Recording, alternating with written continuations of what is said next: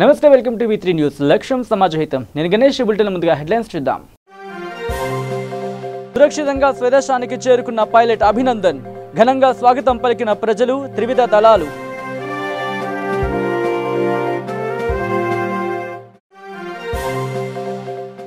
LB నగర్లో ఫ్లైఓవర్ను ప్రారంభించిన మంత్రి మల్లారెడ్డి. ట్రాఫిక్ను తగ్గించేందుకు రాష్ట్ర ప్రభుత్వం చర్యలు.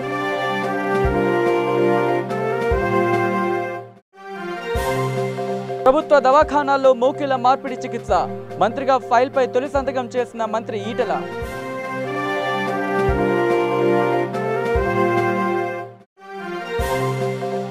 సూపర్ మార్కెట్లుగా తెలంగాణ రేషన్ షాపులు. డీలర్లకు ఆదాయం కల్పించేందుకు ప్రభుత్వం కసరత్తు. ఇక డీటెయిల్స్లోకి వస్తే, భారత్ పాకిస్తాన్ దేశాల మధ్య తీవ్రమైన ఉద్రిక్తతల నేపథ్యంలో రెండు దేశాలు సంయమనం పాటించాలని పాకిస్తాన్ ప్రముఖ క్రికెటర్ వసీం అక్రమ్ అన్నారు. ఈ మేరకు ట్వీట్ చేసిన ఆయన, భారత్కు భారమైన హృదయంతో చెప్తున్నా, పాకిస్తాన్ మీ శత్రువు కాదు, మీ శత్రువు మా శత్రువు ఉగ్రవాదమే. దీనిపై రెండు దేశాలు కలిసి పోరాడితేనే ప్రయోజనం ఉంటుంది. ఈ విషయం తెలుసుకోవడానికి రెండు దేశాలు ఇంకా ఎంత రక్తం చిందిస్తాయి అంటూ ఆయన ట్వీట్ చేశారు. గత నెల 14న పుల్వామాలో జైషే మహమ్మద్ ఉగ్రవాద సంస్థ చేసిన ఆత్మాహుతి దాడిలో 40 మందికి పైగా సిఆర్పీఎఫ్ జవాన్లు అమరులయ్యారు. దీంతో ఆగ్రహించిన భారత్ ఈ ఘటన జరిగిన 2 వారాల్లోని పాక్ ఆక్రమిత కశ్మీర్లోని ఉగ్రవాద స్థావరాలపై వైమానిక దాడులు చేసి సుమారు 300 మంది ఉగ్రవాదులను హతమార్చింది. దీనితో ఉడికిపోయిన పాక్ తమ దేశంపై విమానాలు ఎగరడానికి అనుమతి నిరాకరించి ఆ దేశంలోకి వెళ్లిన భారత యుద్ధ విమానాలను కూల్చేసింది. వాయుసేనకు చెందిన అభినవ్ అనే వింగ్ కమాండర్ను అదుపులోకి తీసుకుంది. ప్రపంచ దేశాల నుంచి ఒత్తిడి రావడంతో అతన్ని శుక్రవారం విడుదల చేసినట్టు ప్రకటించింది.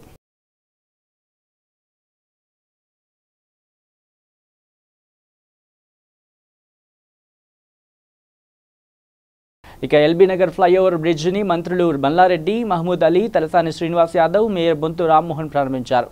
ఈ సందర్భంగా మంత్రి మల్లారెడ్డి మాట్లాడుతూ, దేశంలోని అన్ని నగరాల్లో కంటే హైదరాబాద్ నగరం అభివృద్ధిలో ముందుందని అన్నారు. ఆయన చాలా రోజుల నుంచి ఎల్బీ నగర్లో ట్రాఫిక్ సమస్య ఉండేదని తెలిపారు. ఈ ఫ్లైఓవర్తో ఆ ఇబ్బంది తొలగిపోతుందని చెప్పారు. మన రాష్ట్రంలో ఉన్న పథకాలు ఏ రాష్ట్రంలో లేవని తెలిపారు. రాబోయే రోజుల్లో రాష్ట్రంలో మరిన్ని అభివృద్ధి కార్యక్రమాలు జరుగుతాయని పేర్కొన్నారు. హైదరాబాద్లో మంచి వాతావరణం ఉండడంతో దేశంలో అన్ని రాష్ట్రాల నుంచి వచ్చి ఇక్కడే స్థిరపడే వాళ్లు ఎక్కువయ్యారని హోంమంత్రి మహమూద్ అలీ అన్నారు. హైదరాబాద్లోని అన్ని జంక్షన్లను అభివృద్ధి చేస్తామని తెలిపారు. దశల వారీగా ట్రాఫిక్ సమస్యలను పరిష్కరిస్తామని చెప్పారు. ఈ కార్యక్రమంలో MLA Sudheer Reddy, deputy mayor, commissioner Danakishore, zonal commissioner Srinivas Reddy తదితరులు పాల్గొన్నారు. హైదరాబాద్ లో అంటే ఢిల్లీలో ఒక అవార్డు వచ్చింది మాకు, గ్రేటర్ హైదరాబాద్ కి. చాలా నీట్ అండ్ క్లీన్. అంటే ఇప్పుడు తెలంగాణ వచ్చిన తర్వాత ఇక్కడ ట్రాఫిక్ ప్రాబ్లం చాలా ఉంది. ఈ రోడ్ చాలా ఇంపార్టెంట్ ఉంది. ఇది హైవే రోడ్ ఉంది. డైరెక్ట్ విజయవాడ వెళ్తున్నారు. ఈ రోడ్లో ఈ బ్రిడ్జ్ లేకుంటే చాలా కష్టమవుతుంది. ఎవరేజ్ బ్రిడ్జ్ కోసం 42 కోట్లు ఖర్చు చేశారు. ఇది 5వ బ్రిడ్జ్ ఉంది. ఇక్కడికి చాలా అండర్ గ్రౌండ్ బ్రిడ్జ్ కడుతున్నారు. తప్పకుండా ఇది చాలా జిహెచ్ఎంసీ ద్వారా మా మేయర్ గారు, నేను కమిషనర్ గారు చాలా శుభాకాంక్షలు చెప్తున్నారు. డిప్యూటీ మేయర్ గారికి చాలా జిహెచ్ఎంసీ ద్వారా హైదరాబాద్ సిటీ చాలా నీట్ అయింది. ట్రాఫిక్ కోసం చాలా ప్రాబ్లం చాలా అవుతుంది. డే బై డే ఎంత రోడ్ మార్నింగ్ అవర్స్ ఉంటే ఇది రోడ్ మొత్తం క్లీన్ అవుతుంది. ఇంకో అంటే ట్రాఫిక్ కంట్రోల్ చేసినాకి పోలీస్ డిపార్ట్మెంట్ చాలా కోఆపరేట్ చేస్తున్నారు. తప్పకుండా హైదరాబాద్లో అంటే డే బై డే ట్రాఫిక్ ఎక్కువ అవుతున్నారు. రోజు రెగ్యులర్లా అంటే ఆల్ ఇండియాలో అంతా యూపీ, బీహార్, రాజస్థాన్ ఇక్కడ వచ్చే సెటిల్ అవుతున్నారు చాలామంది. ఎందుకంటే ఇక్కడ అట్మాస్ఫియర్ బాగా ఉంది, పీస్ బాగా ఉంది. ట్రాఫిక్ డే బై డే ఎక్కువ అవుతున్నారు. ఈ ట్రాఫిక్ కోసం చాలా బాగా ప్లాన్ చేశారు. ఇక్కడ మొత్తం 448 కోట్ల ప్లాన్ ఉంది. ఈ 42 కోట్లు ఇది ఓవర్ బ్రిడ్జ్ కట్టారు. ఇంకో ఫ్యూచర్లో ఎక్కడెక్కడ కావాలి ఓవర్ బ్రిడ్జెస్ 100% ఒకటి. మన నాయకులకు, కార్యకర్తలకు, పాత్రికా మిత్రులకు, మీడియా మిత్రులకు అందరికీ శుభాభినందనలు. ఎంతో సంతోషదాయకమైనటువంటి సందర్భం. ఈరోజు ఈ ఫ్లైఓవర్ నిర్మాణం మూలాన ఒక ఎల్బీ నగర్ ప్రాంతమే కాకుండా ఈ చుట్టుపక్కల ప్రాంతాలకు, అదేవిధంగా హైదరాబాద్ ప్రజానికానికి కానీ, విజయవాడ వెళ్ళే వాళ్ళకి కానీ మరి ఎంత రిలీఫ్ వస్తుందో మనందరికీ తెలుసు. గతంలో ఈ ప్రాంతంలో ఫంక్షన్స్ కానీ, పెళ్లిళ్ళు కానీ ఇతరత్ర కార్యక్రమాలు ఏదైనా జరిగితే ఎప్పుడు చూసినా కానీ ట్రాఫిక్ రద్దీ. మరి తెలంగాణ ప్రభుత్వం వచ్చిన తర్వాత మన ముఖ్యమంత్రి కేసీఆర్ గారి నాయకత్వంలో ఒకవైపున అభివృద్ధి సంక్షేమ కార్యక్రమాలు బ్రహ్మాండంగా ఇస్తూ మరి మున్సిపల్ శాఖ మంత్రులుగా యువ నాయకులైనటువంటి కేటీఆర్ గారు ఈ యొక్క కార్యక్రమానికి శ్రీకారం చుట్టింది. అంటే ఓన్లీ ఎల్బీ నగర్ ఈ పక్కన బైరాములు కూడా కానివ్వండి, ఈ పక్కన పోతే నాగార్జున సాగర్ మరి ఆ ప్రాంతం కానివ్వండి, ఇక్కడ కామినేని కానివ్వండి, ఉప్పల్ ప్రాంతం కానీ, ఇక్కడ నుంచి దిల్సుఖ్ నగర్, నల్గొండ చౌరస్తా, చెదరగట్ వరకు ఆ ప్రాంతం వెళ్ళినప్పుడు గుంటూరు, హయత్ నగర్, రామోజీ ఫిలిం సిటీ మరి ఇవన్నిటికీ కూడా ఎంతో రిలీఫ్ వస్తుంది అన్నటువంటి ఉద్దేశంతో మన మున్సిపల్ మినిస్టర్గా ఉన్నటువంటి కేటీఆర్ గారు ఈ గ్రేటర్ హైదరాబాద్ పరిధిలో ఉన్నటువంటి అన్ని ప్రాంతాలలో మీకు మాస్టర్ మైండ్స్ కానివ్వండి, ఉప్పల్ ప్రాంతం కానివ్వండి, రామంతాపూర్, అంబర్పేట్ కానివ్వండి, ఈ విధంగా ఒక ప్లానింగ్ ప్రకారం ఎస్ఆర్డిపి ఆధ్వర్యంలో ఫేజ్ 1 కింద కొన్ని వందల కోట్ల రూపాయలు వెచ్చించి ప్రజలకు పెద్ద రిలీఫ్ ఇవ్వాలి. మంత్రివర్యులు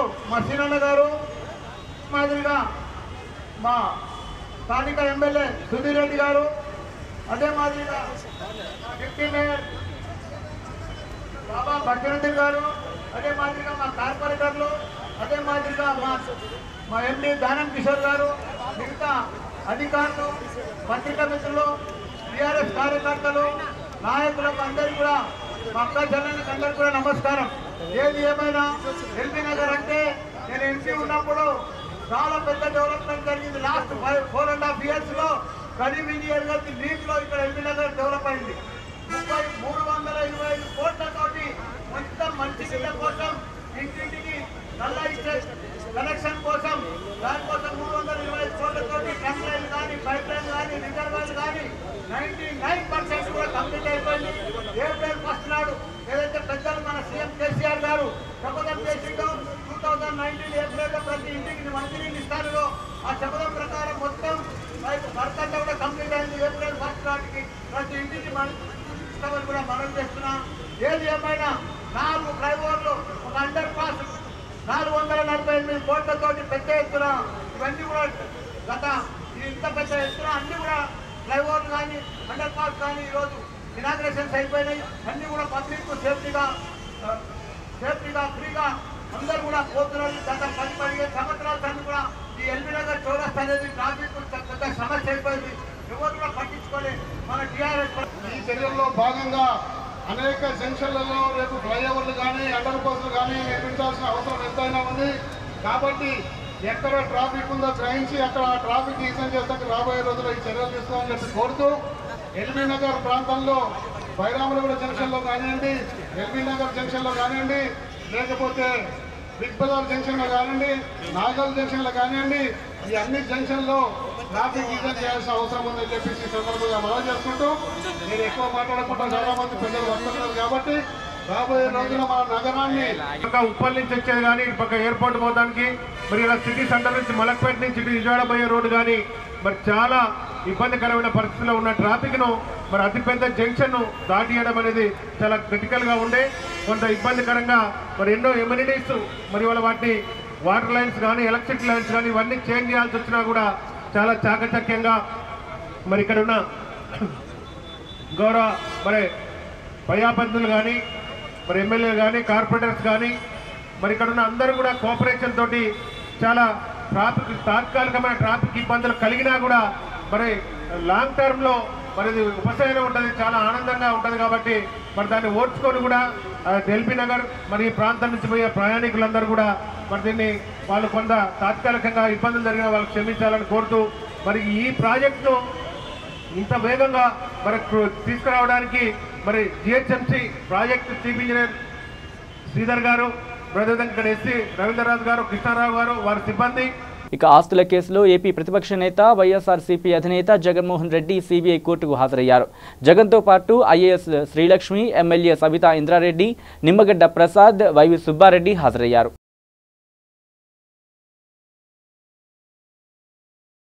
ఇక ఓ కేసులో నిర్లక్ష్యంగా వ్యవహరించారన్న కారణంతో నగరంలోని చైతన్యపురి ఎస్ఐ నాగార్జును రాచకొండ పోలీస్ కమిషనర్ సస్పెండ్ చేశారు. చైతన్యపురి ఏరియాలో చిట్టీల వ్యాపారి వేధింపులతో వెంకటేష్ అనే వ్యక్తి ఇటీవల ఆత్మహత్యకు పాల్పడ్డాడు. అయితే ఈ కేసులో నిర్లక్ష్యంగా వ్యవహరించారని స్థానిక ఎస్ఐ నాగార్జునను రాచకొండ పోలీస్ కమిషనర్ మహేష్ భగవత్ శుక్రవారం సస్పెండ్ చేశారు.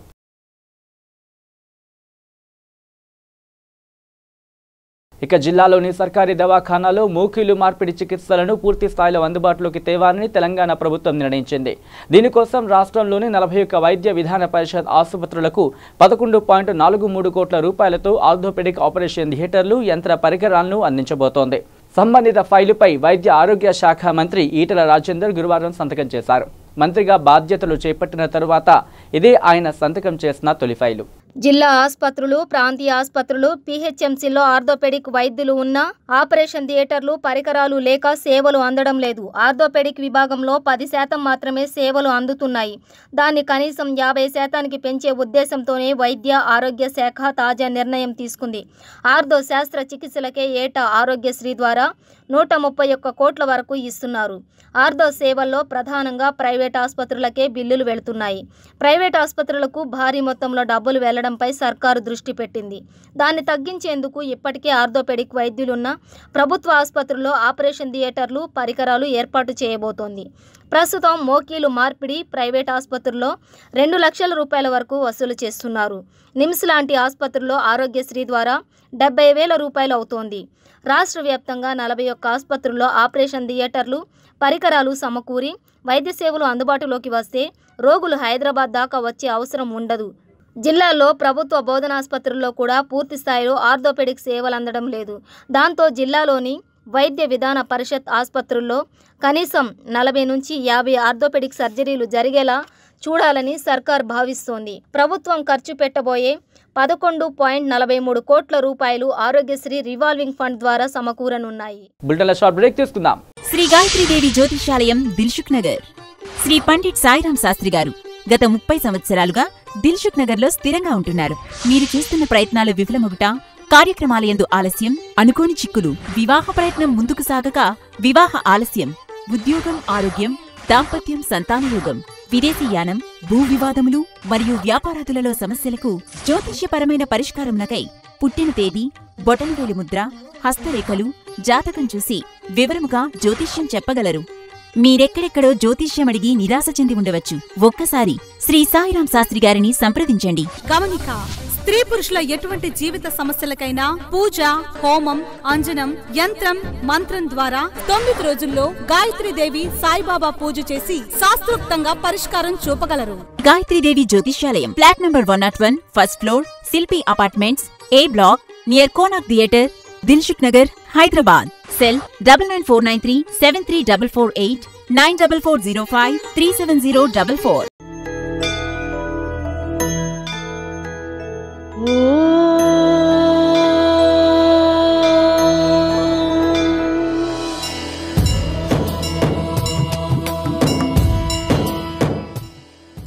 గుడి గంటలు ప్రతిరోజు ఉదయం 6 గంటలకు.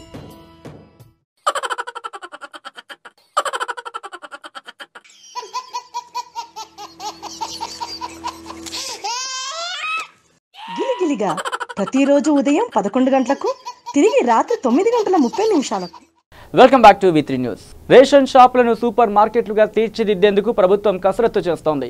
ఏ వస్తువులను అమ్మాలి, ఎలా అమ్మాలి అనే దానిపై ఉన్నతాధికారులు కసరత్తు చేస్తున్నారు. ప్రజల నుంచి కూడా అభిప్రాయాలను స్వీకరించాలని నిర్ణయించారు. అన్ని కొలిక్కి వస్తే తొలుత గ్రేటర్ కేంద్రంగా ప్రయోగం చేయాలని భావిస్తున్నారు. ఇది సక్సెస్ అయితే జిల్లాలకు విస్తరించాలని ప్రభుత్వం భావిస్తున్నట్టు సమాచారం. పౌర సరఫరాల శాఖ రేషన్ షాపుల ద్వారా ప్రస్తుతం బియ్యం పంపిణీ చేస్తోంది. కాగా డీలర్లు తమకు కూడా వేతనాలు ఇవ్వాలని కొంతకాలంగా డిమాండ్ చేస్తున్నారు. దీంతో ప్రభుత్వం రేషన్ దుకాణాలను సూపర్ మార్కెట్లుగా తీర్చిదిద్దేందుకు కసరత్తు ప్రారంభించింది. డీలర్లను ఏజెంట్లుగా నియమించాలా లేక డీలర్లకు నిత్యావసర వస్తువులను సరఫరా చేసి దానికి వారినే బాధ్యులను చేయాలా అన్న అంశాలను అధికారులు పరిశీలిస్తున్నారు. బహిరంగ మార్కెట్లో మల్టీనేషనల్ కంపెనీల మాల్స్, సూపర్ మార్కెట్లను తట్టుకోవడం కష్టమే. కాబట్టి కొన్ని ఎంపిక చేసిన ఉత్పత్తులను మాత్రమే అమ్ముకునేలా వీటిని ఏర్పాటు చేస్తే ఎలా ఉంటుందని కూడా ఆలోచిస్తున్నారు. ఇదంతా కొలిక్కి వస్తే హైదరాబాద్లో తొలుత రేషన్ దుకాణాలను సూపర్ మార్కెట్గా తీర్చిదిద్దాలని చూస్తున్నారు. ఇక్కడ సక్సెస్ అయితే జిల్లాలకు దీనిని విస్తరించనున్నారు. మొత్తానికి వినియోగదారులకు తక్కువ ధరలకే నిత్యావసర వస్తువులను అందించడంతో పాటు రేషన్ డీలర్లకు అదనపు ఆదాయం వచ్చేలా సరికొత్త పద్ధతిలో పౌర సరఫరాల శాఖను తీర్చిదిద్దేందుకు ప్రభుత్వం ప్రయత్నిస్తున్నట్టు సమాచారం. ఇక తమిళనాడుకు చెందిన ఐఏఎఫ్ వింగ్ కమాండర్ అభినందన్ వర్ధమాన్ను చూసి దేశం మొత్తం గర్విస్తోందని ప్రధాని నరేంద్ర మోదీ అన్నారు. మొదటి మహిళా రక్షణ మంత్రి నిర్మలా సీతారామన్ కూడా తమిళనాడుకు చెందిన వారినని ప్రధాని గుర్తు చేశారు. గత 2 రోజులుగా పాక్ కస్టడీలో ఉన్న అభినందన్ గురించి ప్రధాని మోదీ నేరుగా మాట్లాడడం ఇదే మొదటిసారి.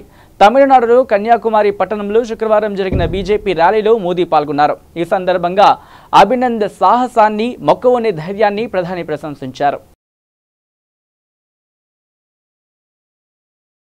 భారతదేశం చాలా కాలంగా ఉగ్రవాద సమస్యను ఎదుర్కొంటోందని, ఇంకెంత మాత్రం ఉపేక్షించేది లేదని ప్రధాని అన్నారు. ఉగ్రవాద బాధ్యులను శిక్షించాలని దేశం యావత్తు నినదించడం ఇంతకుముందు ఎప్పుడూ జరగలేదని అన్నారు.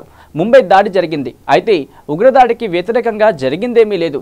ఉరి దాడి జరిగినప్పుడు మేము ఏం చేశామో మీరు చూశారు. పుల్వామా దాడి జరిగినప్పుడు మన సాహస సైనికులు ఏం చేశారో కూడా చూశారు. ఐఏఎఫ్ చర్య తీసుకోవాలని కోరినప్పుడు యూపీఏ ప్రభుత్వం వారిని ఏమీ చేయనీయలేదని అప్పట్లో వార్తలొచ్చాయి. సాయుధ బలగాలకు మేము పూర్తి స్వేచ్ఛనిచ్చాం, అది కూడా వార్తల్లోనే చూసాం. అదే న్యూ ఇండియా అంటే అని మోదీ అన్నారు.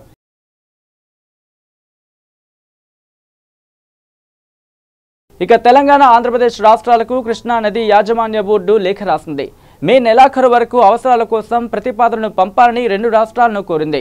ఇవాల్టి వరకు నాగార్జున సాగర్లో 31.641 టీఎంసీల నీరు అందుబాటులో ఉందని బోర్డు తెలిపింది.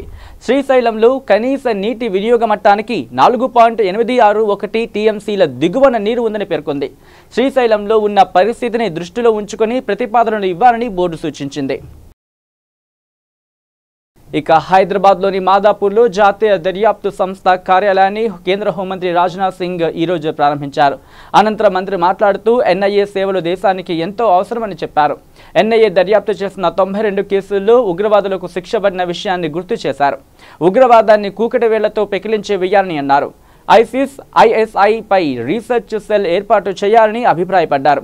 మరికొన్ని గంటల్లో అభినందన్ను భారత్కు పాక్ ఆర్మీ అప్పగించనుందని చెప్పారు. ఈ సందర్భంగా పుల్వామా దాడి ఘటన గురించి ఆయన కూడా ప్రస్తావించారు. ఈ దాడి అత్యంత దారుణమని ఖండించారు ఆయన.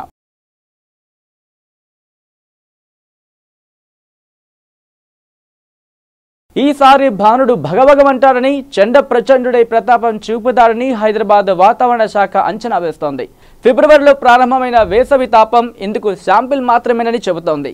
ఈ వేసవిలో తెలంగాణ రాష్ట్రంలో చాలా చోట్ల 46 నుంచి 47 డిగ్రీల ఉష్ణోగ్రతలు నమోదయ్యే అవకాశం ఉందని, హైదరాబాద్లో గరిష్టంగా 44 డిగ్రీలు ఉండవచ్చని వాతావరణ శాఖ అంచనా వేస్తోంది.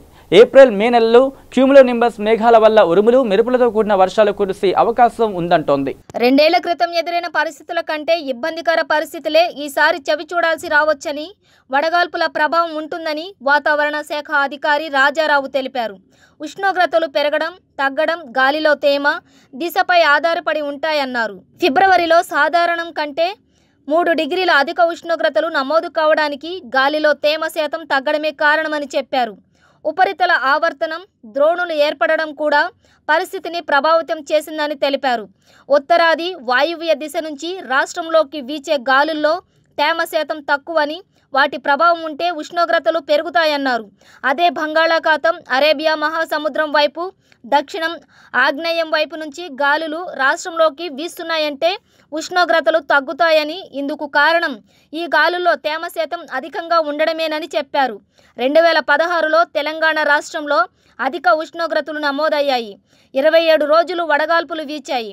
2017లోనూ 23 రోజులు వడగాల్పులు వీచాయి. ఖమ్మం, వరంగల్, నల్గొండ, కరీంనగర్, ఆదిలాబాద్, నిజామాబాద్ జిల్లాల్లో వేసవి హడలెత్తించింది. 2018లో పరిస్థితి కొంత ఉపశమనం రిపీట్ ఉపశమనంగానే ఉంది. కానీ ఈసారి మాత్రం 2 ఏళ్ల క్రితం నాటి పరిస్థితులే ఉండే అవకాశం ఉందని వాతావరణ శాఖ అధికారి తెలిపారు. ఇక రద్దీ వేళల్లో టోల్ ఫీజులు చెల్లించాల్సి వచ్చినప్పుడు ఎంతగా వేచి చూడాల్సి వస్తుందన్న సంగతి అందరికీ తెలిసిన విషయమే. నిత్యం 1.5 లక్షలకు పైగా వాహనాలు నడుస్తూ ఉండే హైదరాబాద్ ఔటర్ రింగ్ రోడ్ విషయంలో హెచ్ఎండిఏ కీలక నిర్ణయం తీసుకుంది. ఈ రూట్లో ట్రాఫిక్ కష్టాలు లేకుండా చూసేందుకు ఒక లైన్పై ఏ సమయంలోనైనా 20కి పైగా వాహనాలుంటే టోల్ రుసుము తీసుకోకుండానే లైన్ క్లియర్ చేయాలని హైదరాబాద్ మహానగరాభివృద్ధి సంస్థ ఉత్తర్వులు జారీ చేసింది. ఈ ఆదేశాలు ఏప్రిల్ 1 నుంచి అమలులోకి వస్తాయని అన్నారు. ఇప్పటికే ఓఆర్ఆర్పై టోల్ వసూలు చేస్తున్న ఈగర్ ఇన్ఫ్రా ఇండియా లిమిటెడ్కు ఆదేశాలు పంపించామని అధికారులు వెల్లడించారు. ఇదే సమయంలో నానక్రామ్గూడ, శంషాబాద్ టోల్ ప్లాజా ప్రాంతంలో లేన్ల సంఖ్యను పెంచనున్నామని అధికారులు తెలిపారు.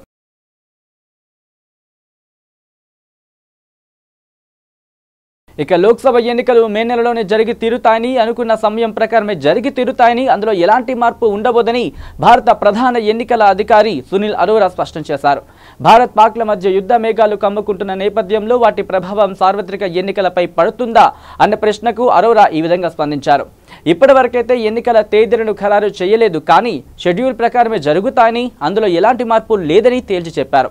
కొత్త నిబంధనల ప్రకారం ఆయా పార్టీల అభ్యర్థుల తమ ఆస్తుల వివరాలను తెలపాలని, ఈ వ్యవహారాన్ని ఐటీ విభాగం చూసుకుంటుందని, ఒకవేళ ఏవైనా మార్పులు చేర్పులు ఉంటే వెంటనే ఈసీ దృష్టికి తీసుకురావాలని, లేదంటే చట్టపరమైన చర్యలు తీసుకుంటామని అరోరా స్పష్టం చేశారు.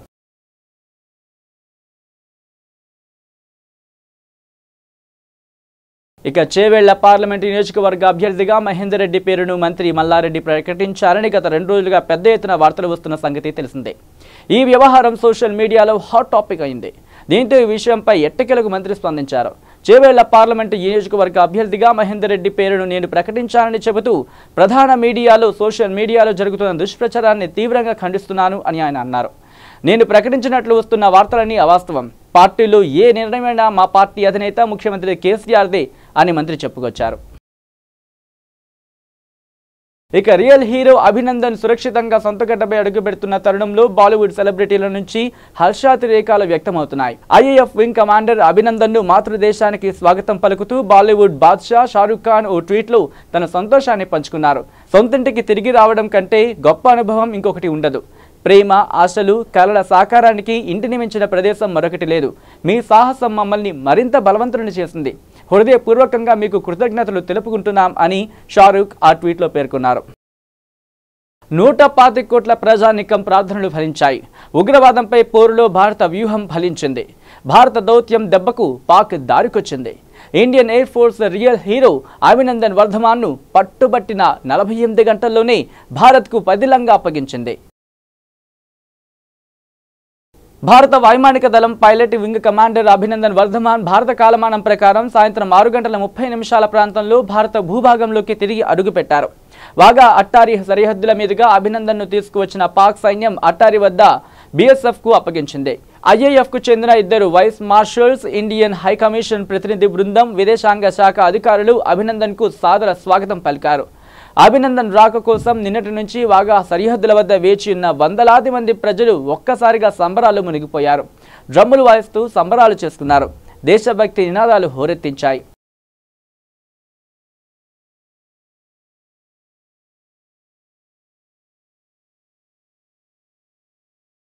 ఇక బులెటిన్ ముగించే ముందు హెడ్లైన్స్ మరోసారి చూద్దాం.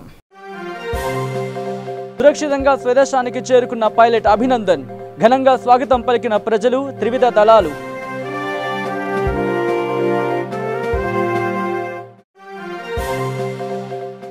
ఎల్బీ నగర్లో ఫ్లైఓవర్ను ప్రారంభించిన మంత్రి మల్లారెడ్డి, ట్రాఫిక్ను తగ్గించేందుకు రాష్ట్ర ప్రభుత్వం చర్యలు.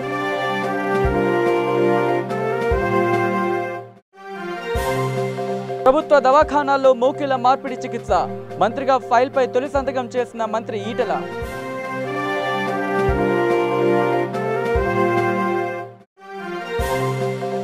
సూపర్ మార్కెట్లుగా తెలంగాణ రేషన్ షాపులు, డీలర్లకు ఆదాయం కల్పించేందుకు ప్రభుత్వం కసరత్తు. ఇవి bulletin updates. Keep watching V3 news. లక్ష్యం సమాజహితం.